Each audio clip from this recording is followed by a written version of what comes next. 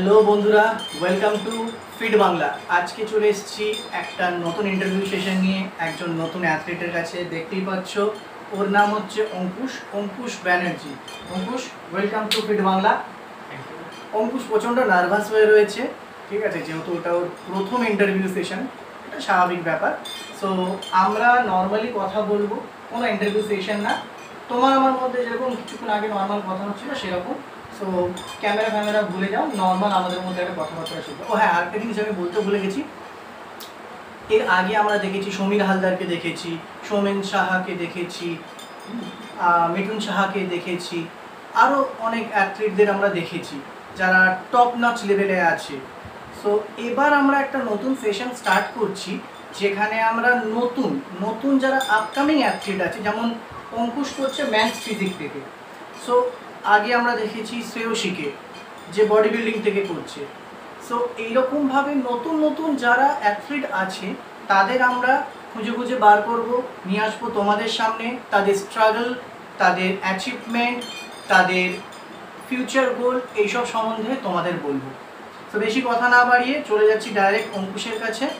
অঙ্কুশ, প্রথমেই তুমি বলো যে তোমার ফিটনেস জার্নিটা কিভাবে শুরু হলো, তুমি যদি আমাদের বন্ধুদের একটু বলো।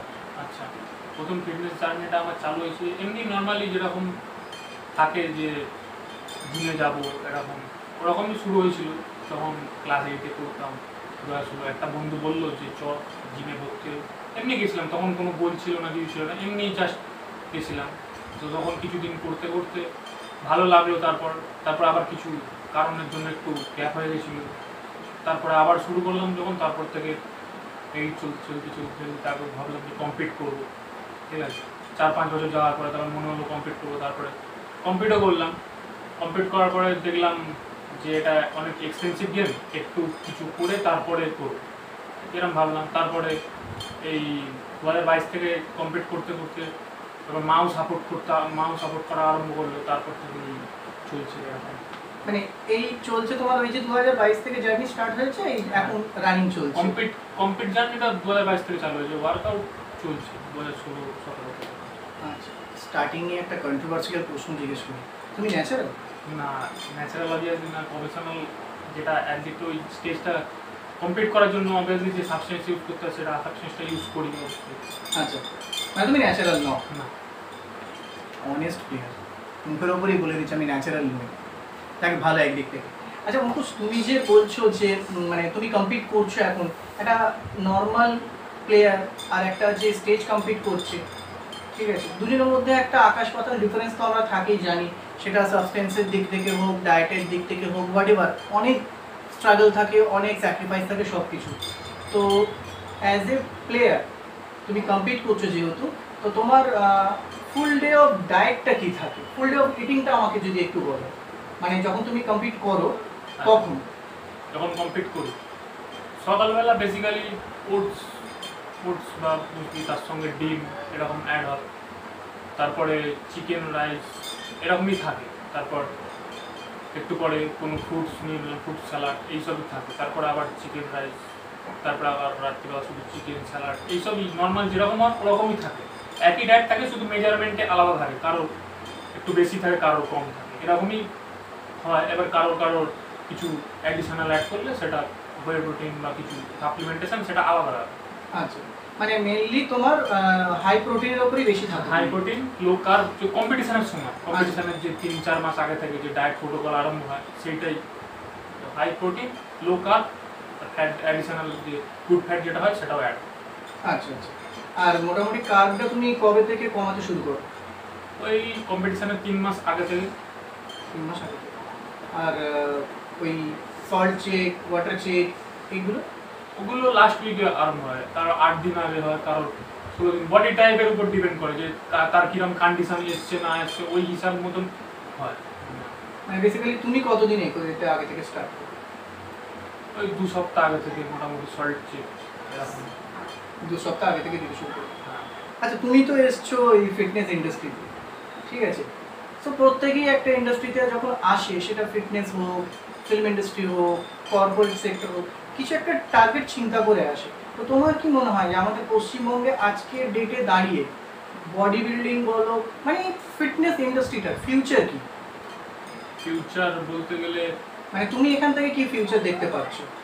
ফিউচার দেখতে পাচ্ছি বলে এখানে কম্পিট করলে কম্পিটটা আলাদা পার্ট, আর যে যদি কেউ পয়সা ইনকাম করতে চায় বা কিছু করতে চায় সেটা ফিটনেস রিলেটেড থেকে সেটা ইনকাম করতে পারে, কিন্তু বডি বিল্ডিং থেকে মনে হয় কম্পিটটা শুধু প্যাশান যাদের আছে প্যাশানেট হয় ওই জন্যই কম্পিট করে আমার যতদূর যা মনে হয়। আচ্ছা, কিন্তু এখন মেন তো প্রত্যেকেরই একটা থাকে না যে দিনের শেষে গিয়ে একটা ইনকাম, কেননা এটা হচ্ছে প্রচন্ড এক্সপেন্সিভ গেম, তুমিও ভালো করে জানো, ঠিক আছে? তো এই এক্সপেন্সটাকে কভার করবার জন্য, ঠিক আছে, তোমার মনে হয় যে এই প্রফেশনটা সাফিসিয়েন্ট যে একটা নিজের এক্সপেন্স কমপ্লিট করা, ফ্যামিলিকে মেনটেন করা, এই প্রফেশন থেকে সেটা সম্ভব?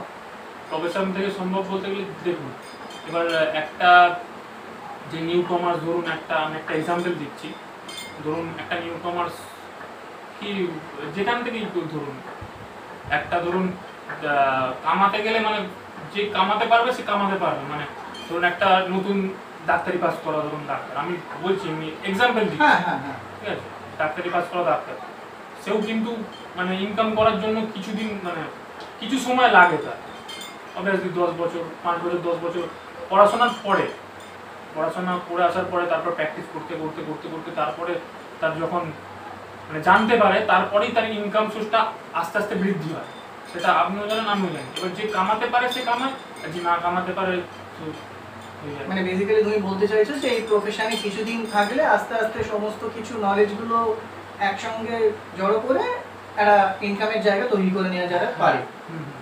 আচ্ছা, এটা আমার মতামত, এটা তোমার পার্সোনাল, খুব ভালো। আচ্ছা, তুমি তো বললে যে তুমি ন্যাচারাল নও, তো তুমি যে মানে আমি বলছি না যে তুমি কি সাবস্টেন্সগুলো ইউজ করেছো সেটা বলো, সেটা আমি জিজ্ঞেসও করবো না, সেটা তোমাদের জানার দরকারও নেই, ও কমপ্লিট করে ওর জন্য ঠিক আছে। আমরা প্রত্যেকেই জানি যে একটা সাবস্টেন্স ইউজ করলে বেনিফিটটা কি আছে সেটা আমরা খুব ভালো করে জানি। সাইড ইফেক্ট তুমি কিছু ফেস করেছো? সাইড এফেক্ট আমি আপাতত ফেস করেছিলাম প্রথম যখন ইয়ারে, তখন আমি কোচের কাছে কোনো যাইনি, মানে অন্য একজনের আন্ডার গাইডেন্সে করেছিলাম আমি, তখন একটু সাইড এফেক্ট ফেস করতে পেরেছিলাম, ঠিক আছে। যখন আন্ডার গাইডেন্সে যখন করছি আপাতত সেরকম কিছু সাইড এফেক্ট ফেস করতে হয় না আপাতত। আচ্ছা, মানে এখন অবধি তুমি যে সাবস্টেন্সগুলো ইউজ করছো বলছো যে প্রপার গাইডেন্সে আছো বলে ঠিকঠাক আছে? হ্যাঁ, আপাতত ঠিকঠাক আছে। আচ্ছা, সেরকম কিছু বড় কিছু হিউজ ওরকম হয় না, যেটা প্রথম ইয়ারে যখন মিসগাইডেন্সে হয়েছিল সেটা ছিল, যেটা বলতে পারো? মানে তুমি যদি কমফোর্টেবল থাকো তাহলে বলতে পারো, আর যদি না থাকো তাহলে? কমফোর্টেবল বলতে রিপোর্টে একটু গড়বড় এসেছিল। আচ্ছা আচ্ছা, ঠিক আছে। তারপর মানে ব্লাড রিপোর্টটা একটু আপ ডাউন ছিল? হ্যাঁ, ব্লাড রিপোর্ট আমরা নর্মালি জানি যে বডি বিল্ডাররা 2-3 মাস ছাড়া ছাড়া এরকম করে, নর্মালি যেরকম করে, নর্মাল মানুষ যেরকম 6 মাস 1 বছর ছাড়া ছাড়া করে, সেটা ওরা 3 মাস 2 মাস ছাড়া ছাড়া এরকম করি। আচ্ছা আচ্ছা, হ্যাঁ, তো ব্লাড রিপোর্টে একটু গড়বড় এসেছিল, তাছাড়া আরও কিছু ছিল, সেটা মানে অন ক্যামেরা একটু বলতে অসুবিধা হয়। না না সে ঠিক আছে, যদি তুমি বলতে কমফোর্টেবল না থাকো সেটা বলার দরকার নেই, ঠিক আছে। আচ্ছা, সাইকেল তো ঠিক আছে, নয় কারোর গাইডেন্সের আন্ডারে থেকে বা আমাদের গুগল বাবার কাছ থেকে জেনে অনেকেই ইউজ করে নিচ্ছে, কারণ এখন গুগল বাবা তো সব কিছুই দিয়ে দেয়। আচ্ছা, আমাকে আরেকটা বলো যে বেসিক্যালি যেমন ধরো তুমি যেরকম সকালে বেরোচ্ছ, ট্রেনিং করাচ্ছ, তারপরে সন্ধ্যের দিকে বা বিকালের দিকে বাড়ি ফিরছো, তো তুমি তো নিজের ফুড ক্যারি করো। তো এবার আমি যেমন আমার বাইরে কাজ, অনেকেই আছে যারা কর্পোরেট সেক্টরে আছে, যারা বাইরে বাইরে ম্যাক্সিমাম টাইম কেটে যায়, তো সেরকমভাবে ডায়েট মেনটেন করা হয়ে ওঠে না, তো জাঙ্ক ফুড অবভিয়াসলি হাতের কাছে অ্যাভেলেবেল হয়ে যায় সেই সময়। তো তুমি কিছু সাজেস্ট করো বাইরের কিছু খাবার দাবার, 4 থেকে 5টা বাইরের খাবার যেটা হেলদিও হবে টেস্টিও হবে। আচ্ছা, হেলদি হবে টেস্টি হবে, যেমন ধরো বা ফুড ক্যারি বলতে তুমি যদি ফুড ক্যারি না করো, নর্মালি তুমি চিকেন রাইস এগুলো অ্যাভেলেবেল তুমি যে কোনো জায়গায় পেয়ে যাবে, আমার মনে হয় যেটা অ্যাভেলেবেল, বা ফিশ রাইস এরকম নর্মালি পেয়ে যাবে। আচ্ছা, ঠিক আছে, ওগুলো তুমি খেতে পারো। আর ধরো কোনো ফ্রুটস নিয়ে নিলে সেইগুলো তুমি নিতে পারো, ছোলা বাদাম আছে, তারপরে ফ্রুট স্যালাড আছে, তারপরে চিকেন রাইস যেরকম হলো, ফিশ রাইস, এগুলো অ্যাভেলেবেল তুমি পেয়ে যাবে নর্মালি, মানে সাউথ ইন্ডিয়ান ফুড এগুলো? হ্যাঁ, যেগুলো জায়গায় তুমি নর্মালি পেয়ে যাবে। আচ্ছা আচ্ছা আচ্ছা, আরেকটা ব্যাপার আমাকে বলো যে নর্মাল লাইফে কার্ডিও করাটা কি মানে ইম্পর্টেন্ট নাকি না ওই ওয়েট ট্রেনিং করলেই হবে? কার্ডিও করা ইম্পর্টেন্ট, মোস্টলি ইম্পর্টেন্ট দরকার আছে, কেননা আমাদের হার্ট যেটা ওটা কার্ডিওভাস্কুলার ওটাও একটা মাসল না, ওটাকেও ট্রেন করা দরকার আছে। আমরা যেমন বাইসেপ ট্রেন করছি বা লেগস যেরকম মানে যে পার্টের মাসল ট্রেন করছি ওটাও একটা মাসল, ওটাকেও ট্রেন করা দরকার। ওটাই আলটিমেট, তোমার যতক্ষণ চলছে ততক্ষণই তুমি বেঁচে আছো, এটাই ওটা মোস্টলি ইম্পর্টেন্ট। এই বাইসেপ ট্রাইসেপ লেগস ওটার থেকেও বেশি ইম্পর্টেন্ট কার্ডিও ভাস্কুলার হেলথ, তোমার কতটা ইমপ্রুভমেন্ট আছে সেটা। মানে যার জন্য কার্ডিওটা ইম্পর্টেন্ট। আচ্ছা, তাহলে মানে নর্মাল লাইফ বলো বা বডি বিল্ডিং বলো, এখানে নিউট্রিশনের গুরুত্ব কতটা? তাহলে নিউট্রিশনের গুরুত্ব সব থেকে উপরে আমি মনে করি। আচ্ছা, নিউট্রিশন তো, কারণ তুমি ধরো একটা জাঙ্ক ফুড সবসময় মেনটেন করে চলো, বা মানে আপনি এক্ষুনি এক্সাম্পল দিলেন যে বাইরে যারা যায় ধরো জাঙ্ক ফুড যা পায় তাই খেয়ে নেয়, ঠিক আছে, তাদের পরবর্তীকালে গিয়ে প্রবলেম হয়, কারোর কোলেস্ট্রল হাই হয়ে যায় বা কারোর বিপি মেনটেন করতে পারে না, সুগার, এইসব নর্মালি তো লেগেই যায়, এগুলো তো হয়েই যায়। ওই জন্য নিউট্রিশন ভ্যালুটা মানে আমাদের ডেইলি লাইফস্টাইলের জন্য খুব দরকার। আচ্ছা, আচ্ছা, আর একটা জিনিস আমরা খুব শুনি, যেটা বেশিরভাগ বড় বড় যে হাই প্রোফাইল জিমগুলো আছে বা হাই প্রোফাইল ট্রেনার আছে, কিছু ইউটিউবার আছে, ফিটনেস ইউটিউবার আছে, তারা বলে মাসল ব্রেকডাউন, এই ওয়ার্ডটা আমরা খুব শুনি। মাসল ব্রেকডাউন জিনিসটা কি? দেখো, আমরা বেসিক্যালি যখন ওয়ার্কআউট করছি, ঠিক আছে, তখন আমরা মাসল ফাইবার সেটাকে ব্রেকডাউন করছি, সেটাকে তারপর নিউট্রিশন দিয়ে, তারপর প্রপার স্লিপ প্রোটোকল দিয়ে। নর্মালি আমরা যদি দেখতে 7 থেকে 8 ঘন্টা ঘুমানো ম্যান্ডেটারি, ওটাই মানে রিকভারি হওয়া নিয়েই তারপরে গিয়ে মাসল বিল্ডটা হয়, এটাই মাসল ব্রেকডাউন। আচ্ছা, যাই হোক, আফটার 35, হ্যাঁ, তো বডি বিল্ডিং বলো বা এই ম্যান ফিজিক বলো, এইগুলো কি করা পসিবল? হ্যাঁ, অবভিয়াসলি করা যায়, কোনো অসুবিধা নেই। এই যে বলে যে আফটার 35 টেস্টোস্টেরন লেভেল ডাউন হয়ে যায়, সেই সময় বডি আর ভালো রেসপন্স করে না। হ্যাঁ, ওটা একটা প্রবলেম থাকে, টেস্টোস্টেরন লো হয়ে যায়, বডি রেসপন্স করে না, কিন্তু পসিবল, কমপ্লিট করা পসিবল।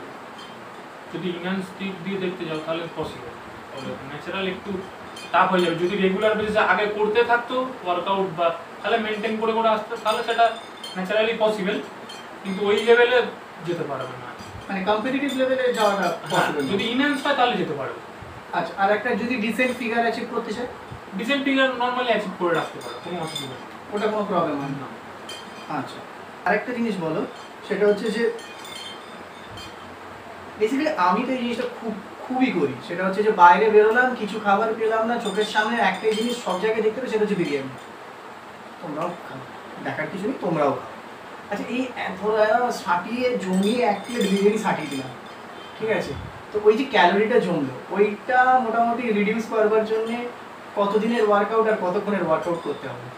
আচ্ছা, একটা বিরিয়ানিতে মোটামুটি নিয়ার অ্যাবাউট 500 ক্যালোরি তো চলে আসে। আচ্ছা, এক প্লেট বিরিয়ানিতে অ্যাপ্রক্সিমেট, এবার প্লেটের উপর ডিপেন্ড করছি যে কতটা দিয়ে, অ্যাপ্রক্সিমেট ধরলাম 500 ক্যালোরি চলে আসে। আর 500 ক্যালোরি বার্ন করার জন্য মোটামুটি জগিং, ধরো নর্মাল জগিং 45 মিনিটস, 1 ঘন্টা এরকম করলে তো হয়ে যায়। আর যদি স্ট্রেংথ ট্রেনিংয়ের কথা বলো, স্ট্রেংথ ট্রেনিং বলছি, ওয়াকিং, যেরকম ট্রেডমিলে ধরো সবাই গিয়ে ওয়াকিং করে, যেটা সেটা তাহলে 2 ঘন্টা কি 2.5 ঘন্টা লাগতে পারে। মোটামুটি 1.5-2 ঘন্টার একটা ওয়ার্কআউটে এই ক্যালোরিটা বার্ন হয়ে যায়। হ্যাঁ, মানে জগিং করবি, আচ্ছা, কার্ডিওভাস্কুলার হেলথ মানে এটা যাচ্ছে, ওয়ার্কআউট যাচ্ছে, ওটা তাহলে করলে 1 ঘন্টা, হ্যাঁ 1 ঘন্টা 45 মিনিটস, 1 ঘন্টার মধ্যেই না এনাফ হয়ে যায়। হ্যাঁ, ক্যালোরিটা বার্ন করা যাবে আমার মনে হয়। আচ্ছা, তো অঙ্কুশের মানে হয়তো তোমরা জানো না, এটা আমি জানি যে অঙ্কুশের বাবা নেই, এক্সপায়ার করে গেছেন, আমারও বাবা নেই। তো অঙ্কুশ, গেমটা তো প্রচণ্ড এক্সপেন্সিভ, ঠিক আছে, আর একটা সাপোর্ট সিস্টেমেরও খুব দরকার লাগে এই গেমটাতে। তো তোমার সাপোর্ট সিস্টেম এই মুহূর্তে কি? আপাতত মা সাপোর্ট করে বলে ফুল সাপোর্ট আছে, ওই জন্যই করতে পারছি, আর নিজেও কিছু এখন আর্ন করছি অল্প, এটা তার থেকে বেশি লাগে অবভিয়াসলি, কিন্তু মা খুব সাপোর্ট। আচ্ছা, মানে যেটা আমরা শুনি যে প্রত্যেক সফল পুরুষের পেছনে একজন মহিলা, হ্যাঁ। তোমার সফলতার পেছনে তোমার মা। নো ডাউট আমার মা। আর এখনো পর্যন্ত তুমি কি কম্পিটিশন খেলেছো আর কি কি অ্যাচিভ করেছো? আপাতত কম্পিটিশন বলতে বেঙ্গল খেলেছি অনেকগুলো, তার মধ্যে বেঙ্গল 2টো জায়গা ফার্স্ট আছে, যেটা বঙ্গবীর ফার্স্ট করেছি, আর সিনিয়র স্টেট চ্যাম্পিয়নশিপে ওখানে ফার্স্ট হয়েছি। আর এই রিসেন্টলি হয়ে গেল জুনিয়র ন্যাশনাল 2024, তো ওখানে 5th প্লেস অ্যাচিভমেন্ট করি। মানে এই যে কাপটা ছিল, যে ট্রফিটা ছিল, ওটা তোমার কিসের ছিল? Junior mister India, junior mister India, ওখানে 5th প্লেস পেয়েছি। আচ্ছা আচ্ছা। আর আরেকটা জিনিস বলো, যে এই যে প্রফেশনটাতে এসছো, করছো, এই প্রফেশনের বাইরে গিয়ে অন্য কোনো জায়গায় কোনো কিছু ট্রাই করছো? না, আপাতত সেরকম কিছু ট্রাই করা হয় না। প্রফেশন বলতে ট্রেনিং করাই, ওইটাই শুধু আছে, আর আদার্স কিছু করি না। আর কোনো কিছু করছো না? আচ্ছা। আর কোনো রকম কোনো স্পন্সরশিপের সাপোর্ট আছে? না, আপাতত নেই।